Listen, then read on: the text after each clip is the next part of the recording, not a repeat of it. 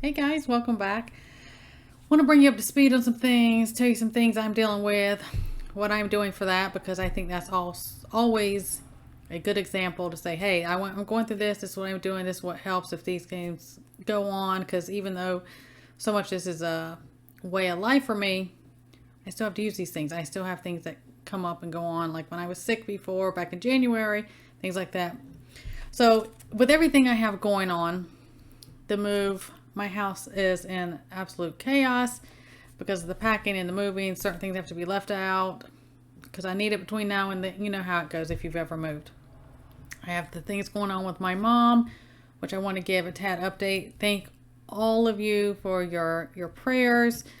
We got some very pleasantly surprised, wonderful news yesterday, which was actually, a lot of us were almost preparing for the worst. There was some updated stuff, some imaging and stuff that had to be done, and we were pleasantly surprised with that. And I credit, God, all your prayers, all the prayers for that. So that was a relief, but kind of building up to that point.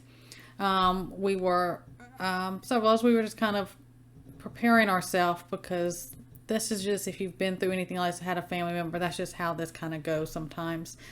And I'm not going to get into all of that, but with all of that going on, the move, the getting ready to move, everyday life, things going on around us, it's nonstop in the news how it goes.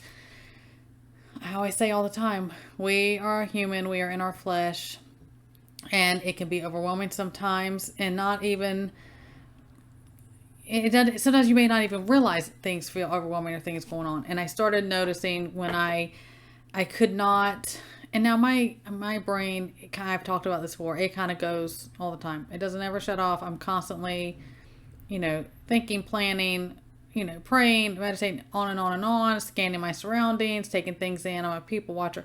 It constantly goes. But then there's a difference when I couldn't get things to shut off more so at night to relax enough because I was replaying or thinking, oh, I need to do this and 10 steps ahead. And I was worried about my mom. It just went on. So I was having that. I noticed things started creeping up. I was having that more at night and I could be completely exhausted, but it was harder for me to fall asleep even because I just couldn't quiet things. And that happens to all of us at different times. It can happen. I did a video I'm going to attach below about cortisol, naturally lowering your cortisol levels and things that can happen because that's kind of what's going on. Because my adrenals are getting taxed because I'm staying in that heightened thing or that up and down because, that stress, even good stress or bad stress or worry or, whatever you want to throw out there, that can happen. Our bodies start trying to, different areas get taxed. It tries to compensate in different areas. That goes on. So I was having that, which you can get things like, brain fog. I started getting where I was like more fatigued during the day and I was more restless at night. And, you can have different things where you can have anxiety about like, oh, I'm anxious about this particular thing, or just that unsettled, I'm kind of anxious and edgy. I just kind of feel I'm exhausted on top of that, which can make you feel that way anyways. You can get headaches. People, I'm not saying I had all these symptoms. I'm just giving you, and I talked about it more in that video. People can see things in like their blood pressure will change or their pulse rate will change, or they may get GI upset, or they start getting like tension headaches. All those different things can happen when your cortisol levels are high, your adrenals are taxed, things like that. So I had saw some of those things started creeping up because I just had so much going on. And I think building up to this one particular appointment, this follow-up, because we worry. As much as, we talk about, praying and having faith, we do, but underneath, we're still human. And I always talk about giving yourself grace. And, anytime there's, deep grief or deep worry about different things, it's because there's that deep love and concern. So that is going to happen in different things. So with that, and if these type of things happen, of course, read my disclaimer. do things safely. If you're on certain things, have certain medical conditions that you should not have certain supplements or vitamins or different things, don't do it. Be smart. Talk to your doctor if you're on prescription medicines for anything I ever talk about or anywhere you ever read or hear. Okay, be safe. That's what's most important. But if you go through these spells like that, I have got where I'm like, okay, I'm recognizing what's going on. So I have to take magnesium and potassium anyways, because I've talked to you before. I have a genetic heart condition and I have to have those. But as far as taking them more towards in the evening at night, to kind of, in which I take magnesium at night anyways, it helps, and Epsom salt baths can help with that. But I mean, you have to, especially with potassium and different things, you got to stay within your range or what the recommended on whichever bottle, strength, everything you have. Okay, be safe about that. And my B vitamins and extra vitamin C to kind of help flush that. Vitamin D3. It is summer and I'm out a lot, regular anyways, but a lot of these that I've mentioned can get depleted more, and you may need to up them, or when you're taking them, if you're having these episodes in life, something's going on and you're noticing, hey, I'm starting to have these symptoms. I can't fall asleep at night even though I'm exhausted, and I'm tired during the day. Different things. So potassium, magnesium, your B vitamins, extra vitamin C, and vitamin D3, and making sure you're getting that sunshine. Speaking of getting that sunshine, our resetting your circadian rhythm, that is very important. There's a big thing on how we have artificial lights and we have blackout curtains and all those different things that are actually more damaging to our natural rhythm of things, and resetting that helps. Having curtains or blinds that it was going to let the sun come in slowly and naturally as the sun comes up is best for you, for resetting that. There's a purpose for that, and that's why the sun and us and everything, we have that balance. And then as the sun goes down, not having bright lights on, staying away from blue light, so your normal rhythm goes like it's supposed to, and you go into sleep, because the stimulant of lights, especially blue light and things, it messes that rhythm up. And if you're already having these issues, it's going to cause a lot more issues. So doing the natural with the sun, up with the sun, down with the sun, your body's going to go into the rhythm it's supposed to be. Things aren't going to be so taxed. Doing that's important. Different things. If you have the opportunity, go camping. I talk all the time about how earthing and camping, that can reset your system, and it will work. And I'm not saying going camping and having your phone in your lap the whole time. That's not what I'm talking about. Okay. You're trying to get away from those things, kind of detox all that, technology, electronic stuff from yourself. Those type of things will help as well. Like I said, I'm going to attach that video about the cortisol things on here. I did it a while back, just in case. It gives you more in depth about those things. And the breathing exercise, I talk about it in there. It's very important, especially at night if you're having those things. You'll do this 3 times, and you inhale through your nose for a count of 7. You'll hold it for a count of 4, and then you're exhaling for a count of 8. You do that 3 times. And that usually, like if you're having high pulse, if you're having anxiety, you're restless, you can't sleep, again, that will help balance things back out. Because I started to notice some of that creep up. That's what it is. I am big on, okay, let me just recognize what's going on, what I need to do. Preventive care, supportive care, whatever. Those things going on. Making sure you're, I can go in and talk about reminders of, limiting alcohol, caffeine, cutting those out completely, stimulants, smoking, anything like that. That's going to make these type of things worse. They're usually a very, very temporary Band-Aid.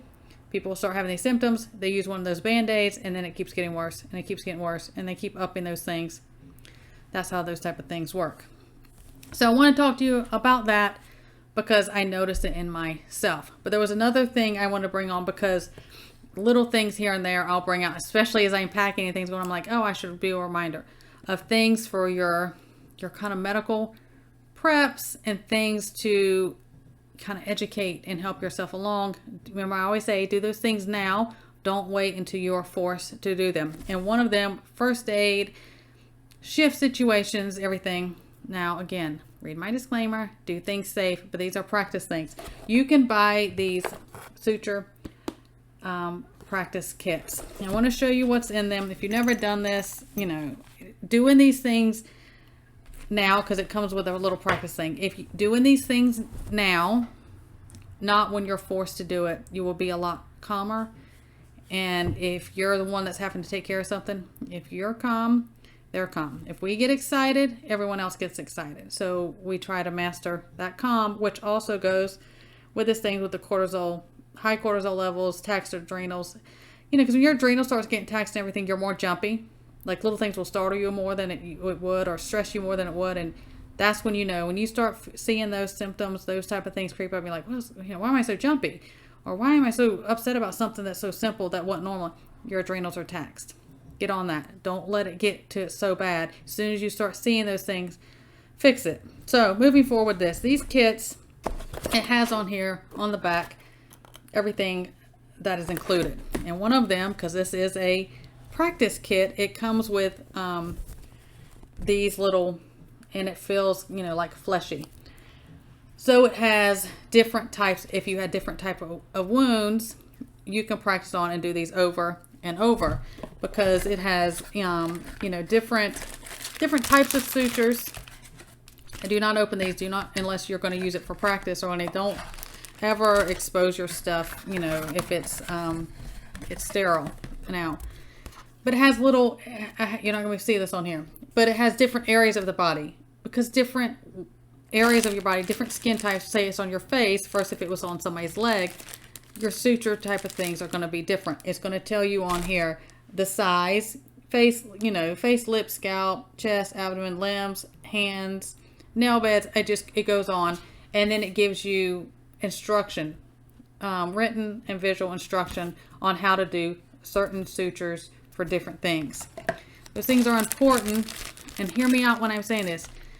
Never, ever, ever put a suture, stitch up, or close up a puncture wound. Don't do that. You let that be. It's not going to gape open, have an issue. You let that, you need that to drain and have an issue. If it is a puncture wound, say from a bite, or you stepped on something, it was a puncture, something went in, it was an actual puncture wound. Do not sew those up. Let your body heal from the bottom, the deepest part, up and out. You don't need to trap things in there. It's very dangerous.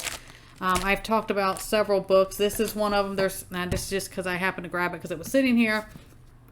These different things that will tell you. Oh, there was that little book I got from Five Below. It was like a little field manual type thing. Read those things. Read those things about different things, and irrigating and cleaning and disinfecting wounds properly first before you suture or close anything. Okay, let's train our minds, because it's like, okay, I did this. I've practiced this. Like anything in life, I've practiced this. I know what to do.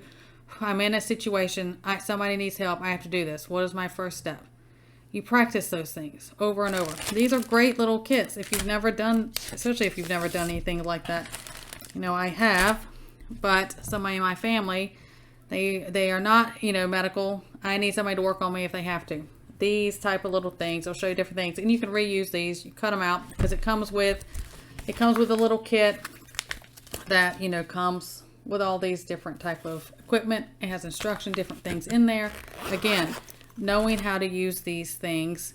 And then also I recommend, I have backup things of, you know, surgical sutures, different things to irrigate. Know about irrigating things properly, disinfecting things properly. If it's something that, make sure you don't ever stitch up something that has an object, a foreign object stuck inside. That would be, that can turn into a really big problem. Carrying things around. I'm all about using colloidal silver and flushing things out. There's a lot of different things you can use to disinfect and flush things, saline, whatever the situation is you have. But that's another tidbit. Look at those. They're not real expensive.